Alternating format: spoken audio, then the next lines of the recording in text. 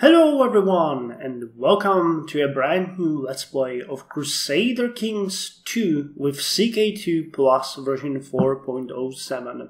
I own all the major DLCs with the exception of a couple of content packs and the music pack, so I'm hoping that this is gonna be a truly magnificent experience for both me and you. I held a voting about 14 days ago that was to decide what county we are going to play in Crusader Kings 2. Actually, there was a couple of other games as well, EU4 and Victoria 2, but you guys decided Crusader Kings 2 will be the one that you want. So before we move on, I just want to check that we got, yes, very hard autosave yearly, that's fine. I hope it won't crash, that would be bad. I'll show you some of the options that you guys had in the voting, and then I'm gonna tell you what won. So I started by offering you guys a couple of the English counts, a Norse chief, the Western African counts, the Eastern African counts. I actually wanted someone from the Horn of Africa. I also considered this little Theodosian county that belongs to the Byzantine Empire. I considered a Muslim chief. That was also an option for both Muslim and Christian count in Spain, but none of these options really caught your eye. What caught your eye was a count in the country of Tibet. Tibet in the year 769 was a quite powerful empire that had a large amount of people. It was divided roughly between two major religions, and it offers a number of possible counties to choose from. Now, I'm gonna justify my logic here, so apologies if it is gonna be a bit too long-winded, but I want you to know what I'm after here. There was a number of options that I considered. First one was a count in Tashkurgan, which would be a border province for us. By the way, Tibet is really interesting because most of the provinces have limitations of where you can cross. There are a number of mountain passes that make the area very interesting. So my first idea was a guy in Tashkurgan, which would be Ngapo Padatkaina of Tashkurgan, but I decided I don't want to play him because he's of the Middle Eastern background, both religious-wise and ethnic-wise. Then I was thinking about a count down here in this little pass called Mantang. It's basically the north of Nepal. That one really caught my eye, but on the other hand, I thought that it might be a bit too, I don't know, both easy and hard in the way that there's a lot of places where you can raid and expand. There was a choice that I could go with someone up here in the north, but all of these counts have number of provinces. I really don't want that. I want a one province count. But then I discovered the county of Lhaze. Now, don't mistake this one with the city of Lhasa, which is now the capital of the Tibet Autonomous Region, which is here. And I made that mistake before, so don't be like me, be better. I chose Lhaze for a number of reasons. First of all, Lhaze is ruled by a woman, Punk Duke of Lhaze, which is a chiefess of Lhaze. She has a liege, Tupolik, who owns, I think, yeah, these two provinces and these. So Lhaze is just like a little province up here. Interestingly enough, it is not on the Silk Road that is here. So it passes just south of us, so we don't have that. We have pretty much nowhere to expand at the current options. We could maybe try to gain, there's a duchy here, I can't really show it. I will show you in the game of Lhaze, and I think this also this province as well.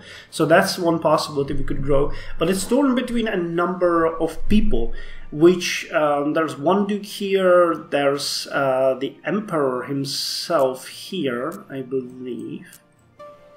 Yeah, I think he owns these provinces. Yes, he does.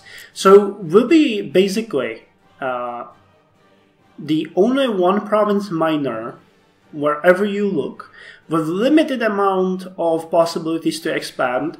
We're away from the Silk Road, so that won't really help us either. And we're ruled by a woman in the beginning, which can be a great matriarch of our dynasty. However, she can also die without any children, so that's going to be a challenge.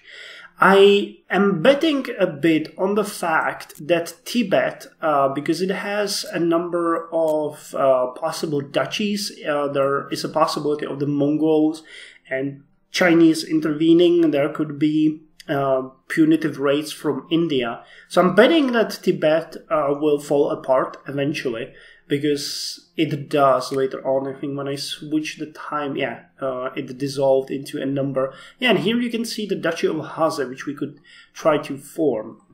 But in the early Middle Ages, where we are going to start in the year 769, Lhaze is just a little county with nothing in its name, without Silk Road, without any major things, near the Tibetan plateau. So that's going to be a challenge, but a challenge of a different sort. Not to expand, but pretty much to even survive in the turmoil. Not to lose the title, not to lose the family, not to lose anything.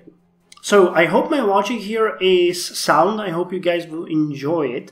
And to make it a bit more interesting, I'm going to show you some of the rules that I instituted. I really want the deadly epidemics, and I want more minor epidemics. I set on all the innovations that can happen. Most of the Jade Dragon things are set on default. We can have Turkey Conquerors, there's the Shattered Retreat, Siege Assault, stuff like that, you know, gender equality default. I didn't really deal with much of this because CK2 is really changing a number of things here. Sharomania, Custom Realms, Story Events, Way of Life, Seduction, Intrigue. All of this is on. Demand size is default. I considered turning it down, but I think that would just make the game harder for AI, not really for me. Vassal limit is the same, independence is the same, childhood focus is the same, yeah. And then in here, I put on ancient religions for characters. If I understand, that can turn some of the characters into a different religion, so that's kind of good. I didn't really go with the vanilla things like Italians and stuff.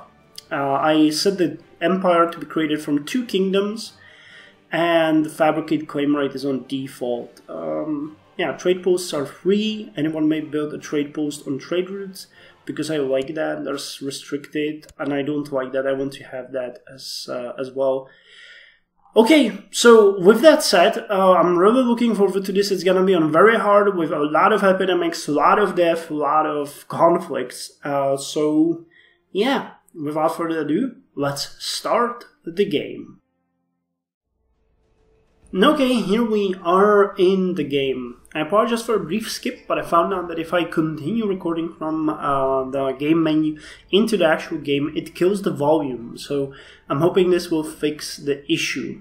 Now, we are playing as Zhangjun Yan Choga Chiefess. I am really sorry about butchering most of the pronunciations. If I do that, please feel free to correct me. I would enjoy learning some new pronunciations, but honestly, I have very limited knowledge. Well, I have some knowledge about the territory as a historian, but not about the correct pronunciations. So what's important here is that we're a monastic feudal government, which allows us to hold castle, temple, forts and hospital holdings without penalties. I'm going to mention that in a bit. We can hold tribal holdings without penalties, but only if there are culture. That's important.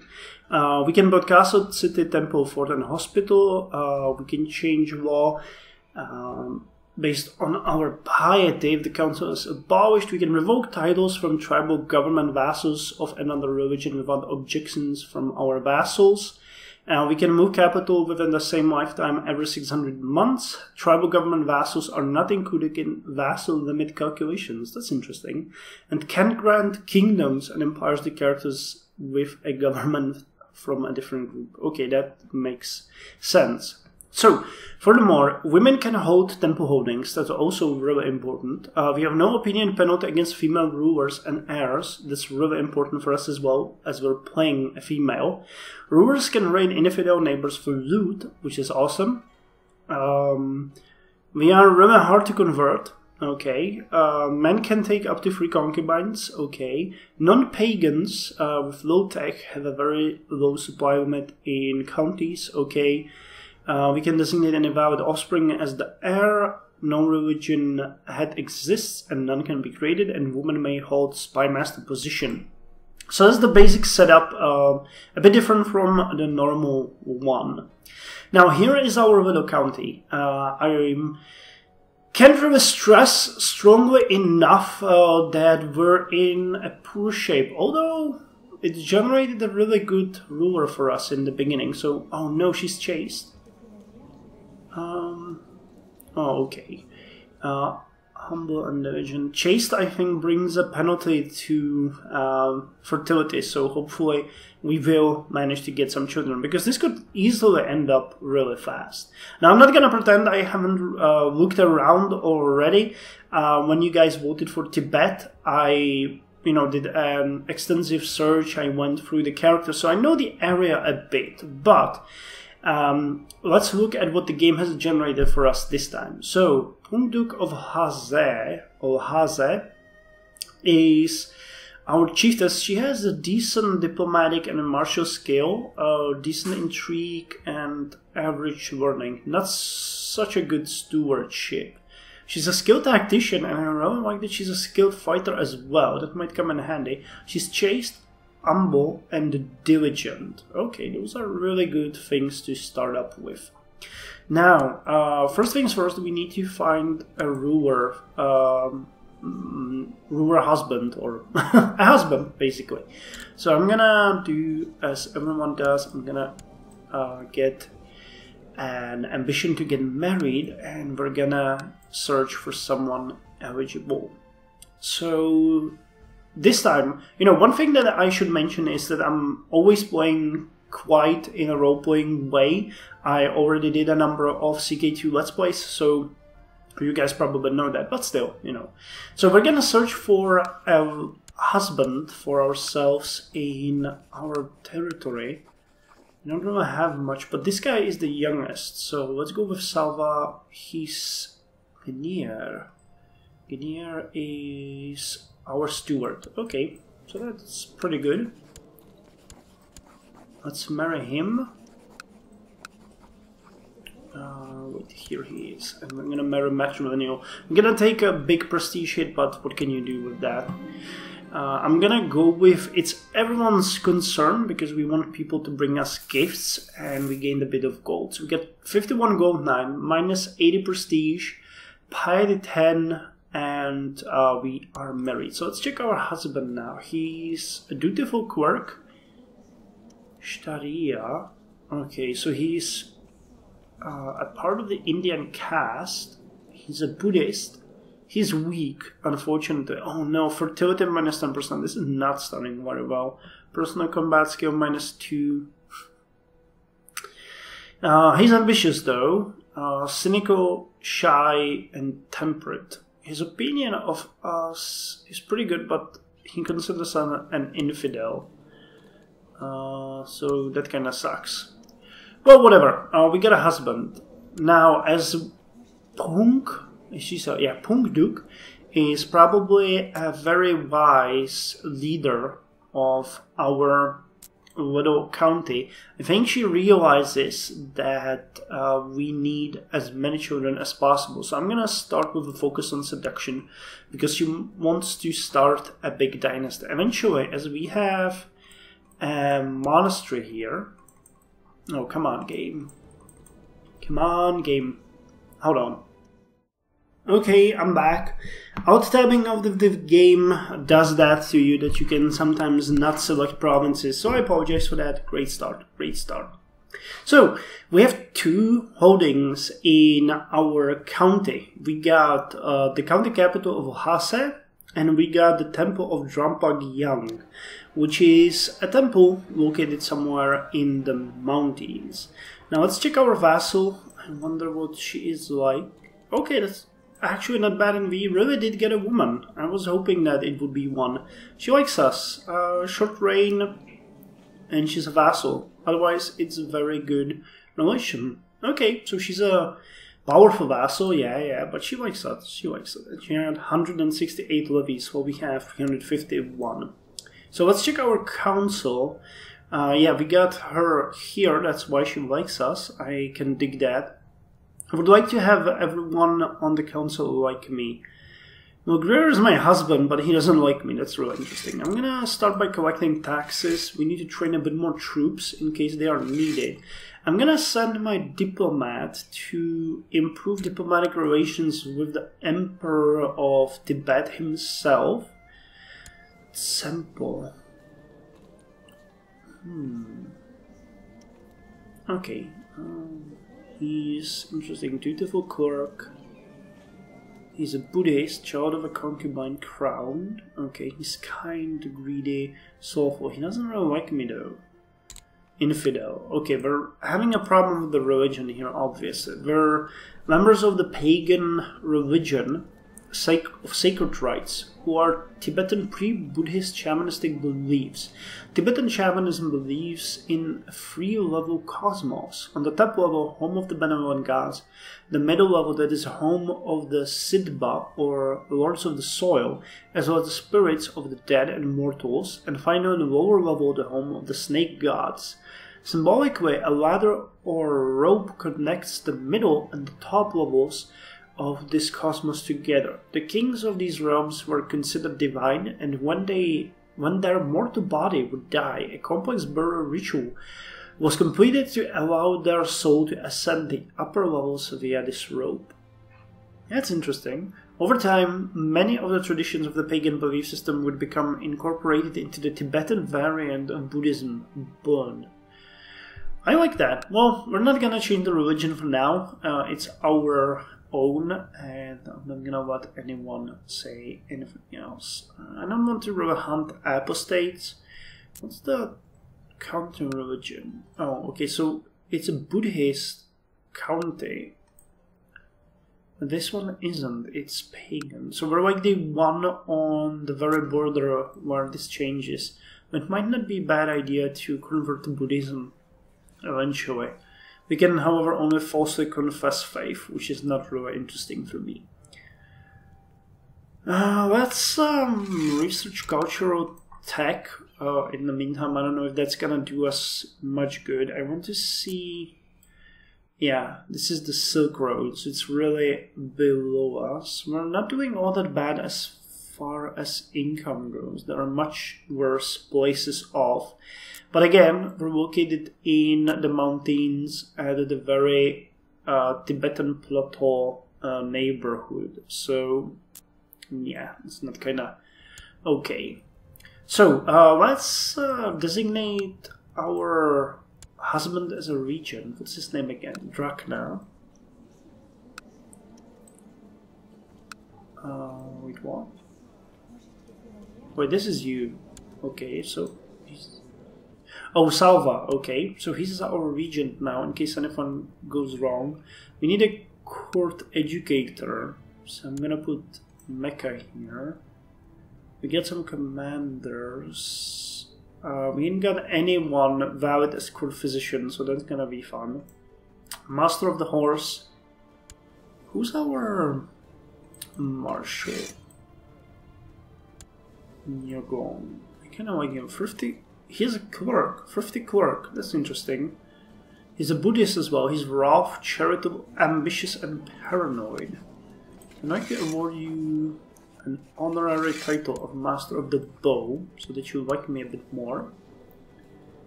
And I think we can unpause it and let the game run its course. So we're gonna get a number of options here.